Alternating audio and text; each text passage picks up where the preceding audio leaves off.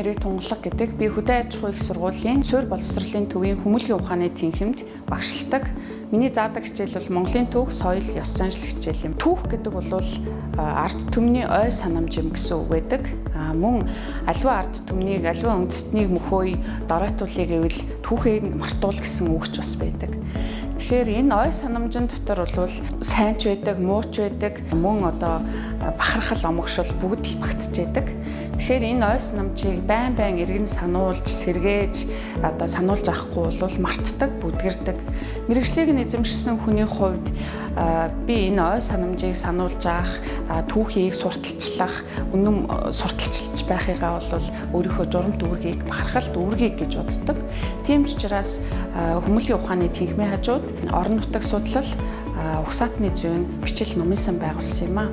Орон нутаг судлал ер нь түүхийн шинжлэх ухаан бол аливаа үнэн мөнийг бүдгэрсэн он жилүүдийн үнэн мөнийг тодруулахад олон хавсрах ухаан, тийм ээ, салбар ухааны тусламжтайгаар бол тэр үнэн мөнийг тодруулж яадаг.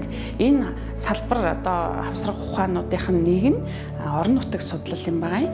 Тэгээд энэ орон нутаг судлал бол өөрөө олон шинжлэх ухааны уулзвар дээр байдаг шинжлэх ухаан.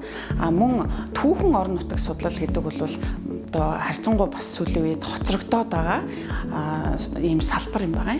Тэгээд манай сургууль бол орон нутгийн оюутан их олонтой байдаг. Тэгээ энэ орон нутгийн оюутан олонтой байдаг энэ давуу тал, энэ онцлогоо ашиглаад энэ номын санг байгуулсан. Одоогийн байдлаар 240 сумын түүх, 12 угсаатны дагнсан угсаатны тухай мэдээллийг агуулсан бүтээл цуглараад байна.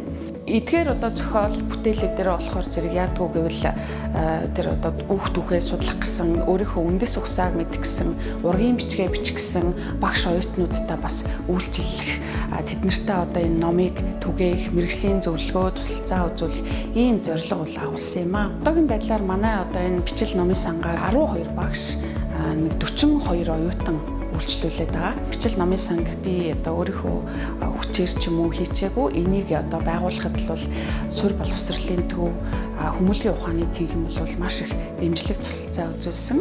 Мөн энэ санг, тийм ээ, номын санг бүрдүүлэхэд их үнэтэй хувь нэмэр оруулсан мэргэжил нэгт багш нартай бол талархаж явдаг.